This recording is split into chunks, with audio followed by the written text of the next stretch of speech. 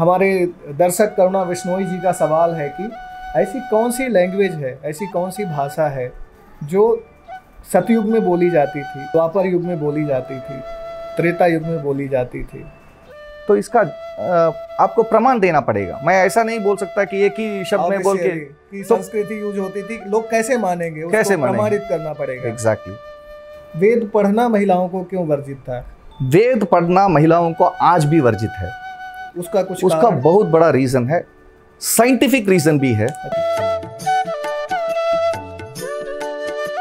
नमस्कार, नमस्ते, आपका स्वागत है द खबरदार न्यूज में। मेरा नाम है विजय मिश्रा और हमारे साथ हैं रंगनाथन जी। रंगनाथन जी नमस्कार। नमस्ते मिश्रा भाई। तो आपका स्वागत है राम यात्रा के दूसरे एपिसोड में, जिसकी शुरुआत हम करेंगे आपके द्वारा पूछे गए प्रश्नों के उत्तर देने से।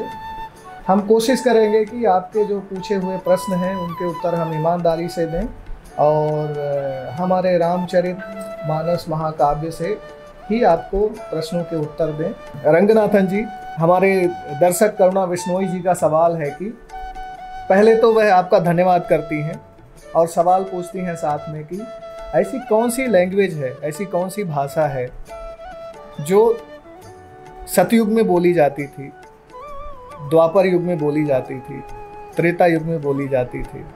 तो उसका क्या उत्तर है? क्या वह संस्कृत है?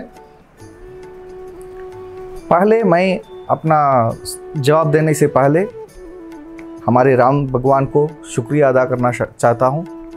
तो एक छोटा सा श्लोक से ये एपिसोड शुरुआत करते हैं। जरूर, बहुत अच्छी बात है। रामाय रामभद्राय रामचंद्राय वेदसे रघुनाथाय नाथाय सीताय पतये नमः। सो अभी हमने क्या किया? राम जी को अपना शुक्रिया अदा किया। किस चीज़ के लिए हमने शुक्रिया अदा किया? हमारा पहला एपिसोड बहुत अच्छी तरह से पूर्णाहुति हुई थी। हाँ। और उसका हमारे व्यूअर्स से बहुत सारे रिस्पांस आए हैं। और आपने जो बोला करुणा बिश्नोई जी का सवाल भी है जिसका भी मैं जवाब देना चाहता हूँ। इसका जवाब मैं एक ही सेंटेंस में दे सकता हूँ कि आज तक उन्होंने पूछा था कृतयुग में, मतलब सतयुग में, त्रेता युग में, द्वापर युग में कौन सी भाषा यूज कर रहे थे करके। कलयुग तक उस युग से लेके कृतयुग, सतयुग से लेके कलयुग तक हम संस्कृत का ही उपयोग करते आ रहे थे। संस्कृत का ही उपयोग करते थे। तो इसका आपको प्रमाण देना पड़ेगा। मैं ऐसा नहीं बोल सकता कि एक ही शब्द में बोल के कि संस्कृति यूज होती थी, लोग कैसे मानेंगे, उसको प्रमाणित करना पड़ेगा। एग्जैक्टली। तो उसका एक प्रमाणित है। भगवान बुद्ध को जानते हो? मेरे ख्याल से तो सारे हिंदुस्तानी भगवान बुद्ध को जानते होंगे और भगवान बुद्ध को पूजने वाले तो हिंदुस्तान से बाहर भी हैं। आज हिंदुस्तान में जितने लोग हैं उससे ज़्यादा बाहर के लोग हैं। तो भगवान बुद्ध का पैदा हुए थे, आज के जो नेपाल है वो पुराने हिंदुस्तान में ही थे, वहीं पैदा हुए थे और हमारे हिंदुस्तान में ही उन्होंने पूरा संचार किए थे और अपना धर्म का स्थापित किए थे। तो हम मानते हैं हमारे सनातन धर्म में कि भगवान बुद्ध भी हमारे भगवान श्री महाविष्णु का एक अवतार है, नवी अवतार है। तो उनका अवतार का उद्देश्य क्या था? क्या था उनके अवतार का उद्देश्य? भगवान बार बार पैदा हुए थे हमको ये साबित करने के लिए कि मैं सर्वश्रेष्ठ हूँ, मैं ही आप सब लोगों का निर्माण करने वाला हूँ, आप लोगों का रक्षक करने वाला हूँ। ये सब हमको वो बहुत सारे चीज़ों से हमको स्थापित करना चाहते थे। राम, हमारे जो भगवान राम हैं, वो एक मानव जीवन का रूप लेके हमको ये रास्ता दिखाए कि कैसे मनुष्य का जीवन जी सके। सो ये सब हमको दिखाने की दिशा हमको दिखाने की कोशिश कर रहे थे। हमारा मेमोरी पावर इतना छोटा है कि हम उसको बहुत जल्दी से जल्दी भूल जाते हैं। खासकर अच्छी चीज़ों को तो बहुत जल्दी भूल जाते हैं। आज के आधुनिक चीज़ों में भी आपको पता होगा, आज का जो समाचार है वो बहुत ट्रेंडिंग रहेगा। करेक्ट। 2-3 दिन के अंदर किसी और वो उसको भूल जाएंगे और नया समाचार जो आ जाएगी, जो ट्रेंडिंग टॉपिक हो जाएगी, उसके बारे में बातचीत कर रहे हैं, वो उसके बारे में चर्चा करना शुरू कर देंगे, उसको भूल ही जाएंगे। ऐसा ही है। तो इसलिए क्या किया भगवान महाविष्णु ने एक अवतार लिया भगवान बुद्ध का, और उन्होंने हमारे ही वेदों को, सनातन धर्म के वेदों को, जो उन्होंने खुद सब लोगों को स्थापित किए थे, उनको वो बोले कि वेद को वो निराक किए थे। बोले कि वेद में जो भी बोला गया है वो सब गलत है, प्रमाणित नहीं है। तो वेद का भाषा जो है वो है संस्कृत भाषा, देव भाषा। वो उनको भी निराकृत किया, भाषा पसंद नहीं थी।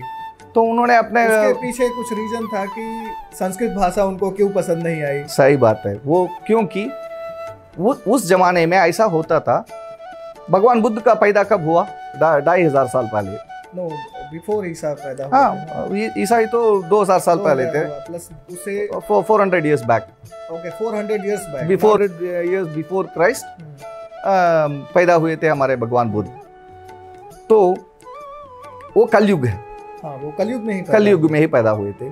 कलयुग में पैदा होते हुए, कलयुग में क्या हो रहा था, संस्कृत भाषा को अपेक्षित कर दिया गया था महिलाओं को बातचीत करने से। अच्छा, उसका कुछ कारण था कि महिलाओं को क्यों संस्कृत बोलना वर्जित थी? खासकर जो वेद थे, वेद पढ़ना महिलाओं को क्यों वर्जित था?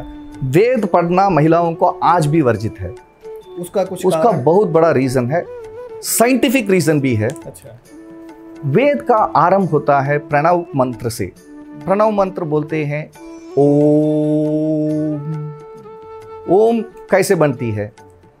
आ प्लस ऊ प्लस मा, ये तीनों को मिला के ओम बनती है।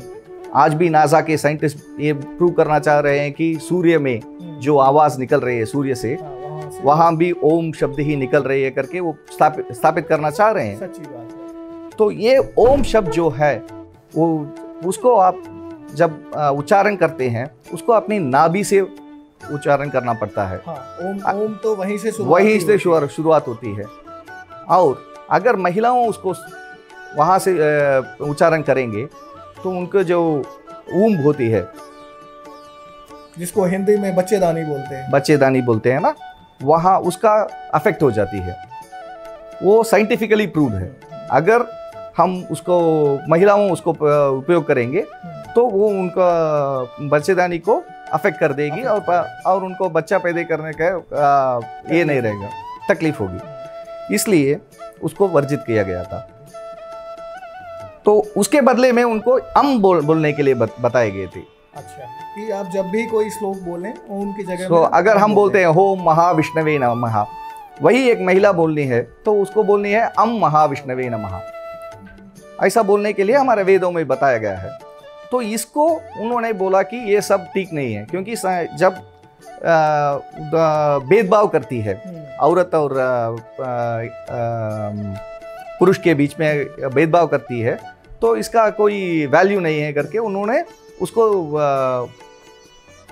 निराकृत किए थे, उसका विरोध किए थे, वेद को पूरा विरोध किए थे। कुछ और एक भाषा का उन्होंने वो किया था, तो इसीलिए उनका सारी प्रवचन होते हैं पाली भाषा में। उसको प्राकृत भाषा भी बोलते हैं। प्राकृत का एक प्राकृत वो नहीं है एक्चुअली, संस्कृत से प्राकृत थोड़ा अलग है। उससे भी थोड़ा अलग है पाली भाषा। आज भी पाली भाषा बोली जाती है। नेपाल के यहाँ के कुछ लोग आज भी वो पाली भाषा बोलते हैं। पूरे जो बुद्धिस्ट मानक होते हैं वो आज के दिन में भी पाली भाषा में ही बात करते हैं। तो इससे हमको साबित होता है कि कृतयुग से लेके सत्ययुग से लेके कलयुग तक संस्कृत ही एक भाषा थी जिसको सब लोग बोल के आ रहे हैं, और जिसका प्रमाण हमें करीब 2500 वर्ष पहले ही हमको साबित हुआ है। आपका धन्यवाद, आपने इस प्रश्न का बहुत अच्छे से उत्तर दिया और मेरे ख्याल से करुणा जी को उनका उत्तर मिल गया होगा, उनके प्रश्न का उत्तर मिल गया होगा। और करुणा जी, यदि आप इस प्रश्न के उत्तर से संतुष्ट हैं तो कृपया कमेंट करके हमें बताएं। मिलते हैं अगले एपिसोड में, तब तक के लिए धन्यवाद। जय श्री राम। धन्यवाद।